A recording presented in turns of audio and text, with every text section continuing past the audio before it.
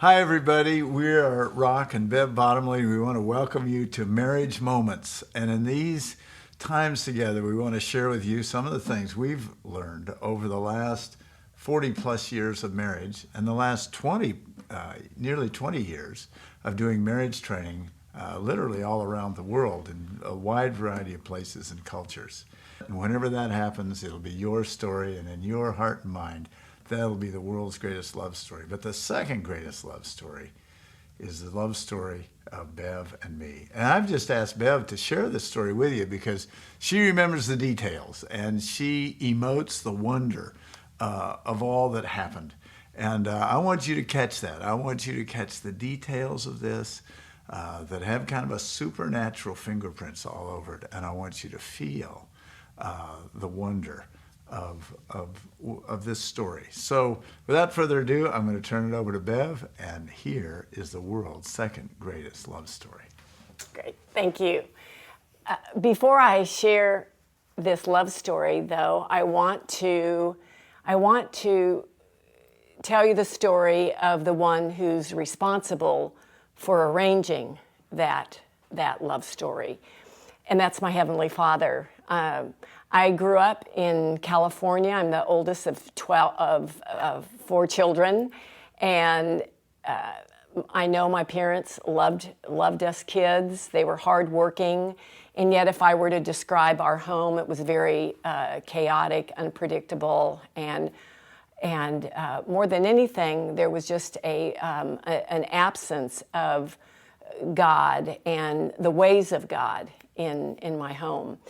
And it was in high school that we moved to a new location, and it was our neighbors who invited us kids to church.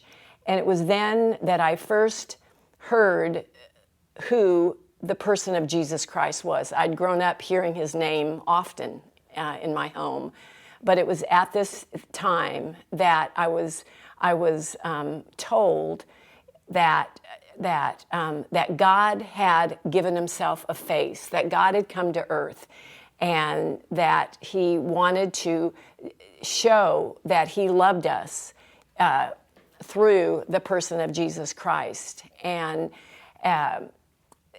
so I learned the story of why Jesus came, that he came not to just live a perfect life and to do miracles and to be a great teacher, but he came because man was separated from God, and because God was holy, he needed a holy sacrifice to pay the penalty for sin, and this is what Jesus did. When he died, he was paying for my sin, and he proved that he was God by rising from the dead 3 days later. And so that during that season, I heard and I was given the opportunity to have a relationship with God through Jesus Christ. And I feel like I took a first step, and yet God was only a compartment in my life.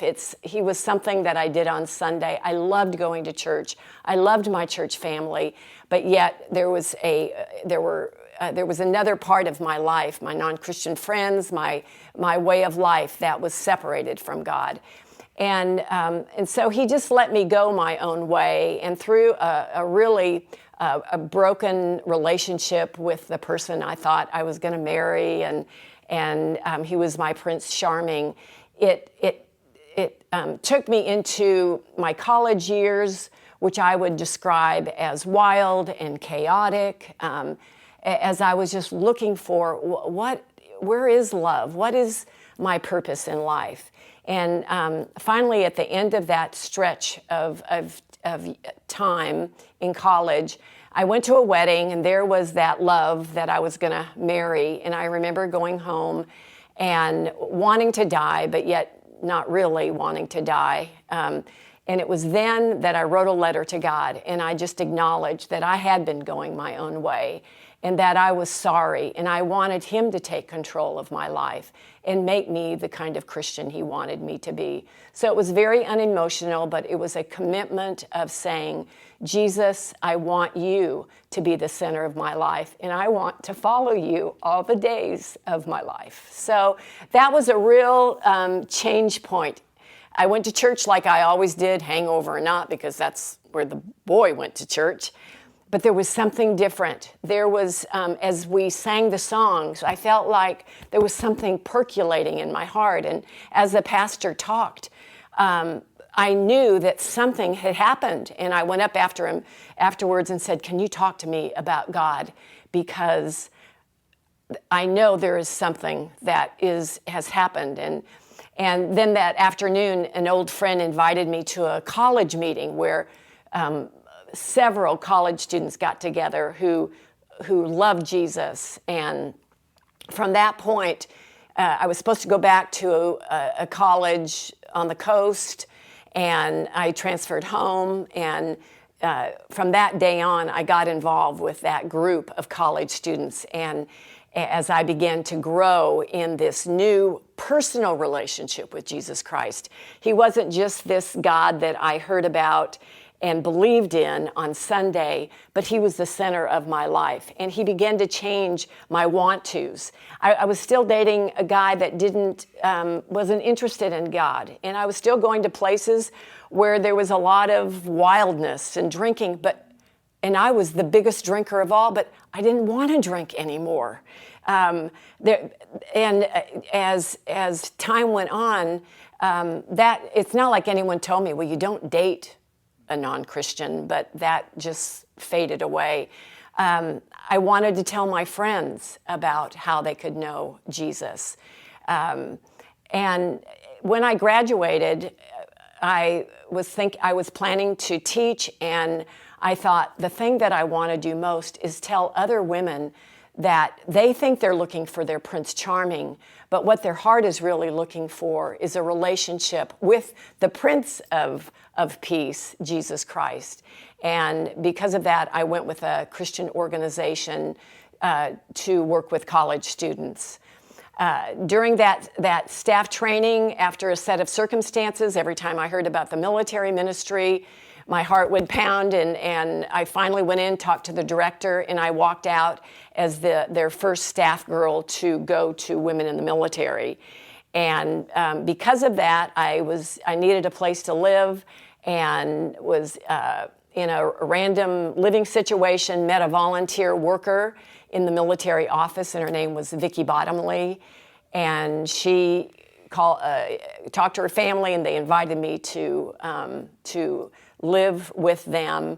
And from the very beginning, even though I was a pretty new Christian, when I first heard about their big brother who had been instrumental in introducing them to a personal relationship with Jesus, I was so excited to meet him, because coming from a non-Christian family, my folks were going through a divorce. I wasn't interested in marriage, I wasn't dating, but I was excited to just hear what is his secret that he had been really instrumental in leading each one of them to Christ. And so a couple months later, their big brother came home. I was the only one at home with a car. So I picked him up at the airport, and I can remember the first time Rock got into the car. I can remember just going, oh my goodness, he is so handsome. And I was absolutely just attracted. And then that night we just had time together where we just shared our stories, and we just talked about what was most important to us, which was our love for Christ and our desire to give our life to helping other people know him. And so that night as I went to bed, a strange thing happened. I found myself on my knees going, Lord, I don't know what you have planned, but I know what I hope you have planned. So from that first night, I had this strange desire. It had never happened that I wanted to marry this man. And I wish I could say he was on his knees too, but he wasn't. In fact, fast forward 3 years later, he through a set of circumstances, God moved me from the Bottomly home, moved me up north. But the same week, my assignment was moved north. The Bottomly family bought a horse ranch 50 miles from my new assignment. Because of that, 3 years later, and I saw Rock about every year, but my desire to marry him continued. I couldn't get him out of my mind. So just before Christmas, I said to my roommate, "Do you want to hear my ultimate dream?" And I said, well, for Rock to come home to his family's ranch and for me to get to see him, and then for him to invite me to San Francisco, and there on top of Telegraph Hill, which was my favorite place in the world in San Francisco, to ask me to marry him. And after I said that, as I was walking back to my room, I said to myself and to my roommate, "That is the dumbest thing you have ever said." He has, not only has he never said, "Do you want to marry me?" but he's never said, "I like you." But I had just read a book, and it was called A Man Called Peter, and there was a quote in it. He was a famous pastor at that time. There was a quote that said, "Anything is possible with a dream big enough and God's will behind it." I forgot about that encounter with my roommate, went home for Christmas. The next day, went to the ranch with my little sister. Lo and behold, Rock was there. And after about a day, he said, "Oh, would you and your sister like to go to San Francisco tomorrow?" And I thought, oh, I'm trying to be cool. Sure. And so the next morning, I wouldn't let my 7th grade sister go. But again, forgetting about even this dream that I had shared with my roommate, we went to San Francisco, had just a really fun time. I do remember at dinner, I was losing my appetite and couldn't stop smiling, and that had happened before when he'd visit, and I'd go, "Oh Lord, control my emotions, control my emotions." And then it was about 9:30, and I said, I haven't taken you to my favorite place, Telegraph Hill, which is it's a site that overlooks San Francisco. And so we go up, and we're just kind of bouncing on these walls and being silly, and we go out on this grassy knoll and looking out in this foggy, beautiful December evening. And I look over at Rock, and he has the strangest, serious look in his eyes. And I thought, I know what it is. Because even as a young man at 22, 23, he'd gather his family and teach the Bible. So I thought he was going to say some spiritual truth. So I elbowed him and said, "Penny for your thoughts." And before I could say anything else, the next thing I know, he's standing there right in front of me and saying, "I can't be accused of moving too fast. Will you marry me?" And of course, I didn't have to pray about it. I said yes. And then we drove home, and at every light we kissed. And then it really wasn't until a week later that, as I headed back to my home with my roommate and related the Telegraph Hill story to her, that she reminded me, "Bev, don't you remember what you said to me, that your ultimate dream was to go to San Francisco with Rock, and on top of Telegraph Hill, that he'd ask you to marry me." And as I've thought back over the last 40 plus years, I really think God brought us together in that unusual way, really for two main reasons. One is that He has been my Heavenly Father. He adopted me, and He has been a faithful Father through the years, and He did arrange our marriage. The second reason I think it was an extraordinary coming together is He knew that even though He was the center of both of our lives, because of the differences in our personality, our background, our just way of seeing and doing life, that we would have some great challenges ahead for us. And because of that, even though as we've hit those sometimes walls where we've needed help to get over those walls, we've always been able to look back at that stake that was planted when God brought us together, and we've never doubted that He did indeed arrange our marriage. Thanks so much, Bev. And so that was 47 years ago. Six. Yeah, 40. Yeah, 46 years ago that we had that time together, and it's an amazing story. And I just a few things that I want to say about this. First of all, for those 3 years that Bev thought that I was blind, I really wasn't blind. I had my eye on her, and every time I think about marriage, I think I want to marry a woman like Bev. But we were living on opposite sides of the country, and there was just no way that we could ever get any time together to make this relationship happen. But I had my eye on her for that whole time. And I think, too, what she forgot to tell you is that when she turned around and asked me, "A penny for your thoughts," I was probably about to say something very spiritual, but at that time she reached up on her tiptoes and kissed me. That's not true. That is what happened. That is what That's happened. not true. He always And says I know this. that's what happened because in that moment, I realized that here was this woman I'd been thinking about all this time, thinking I want to marry somebody like this. I knew she loved God. I knew she wanted to give her life to helping other people find and follow God. And I knew she kissed really well. And I thought, what more could you want in a wife than that? And so I did. That's why I asked her to marry me. But you know, the point of this was actually our first official kind of time together, our first date. And of course, the point of this story is not that you should ask somebody to marry you on the first date. That's not the point. But the point of the story is that God is very real.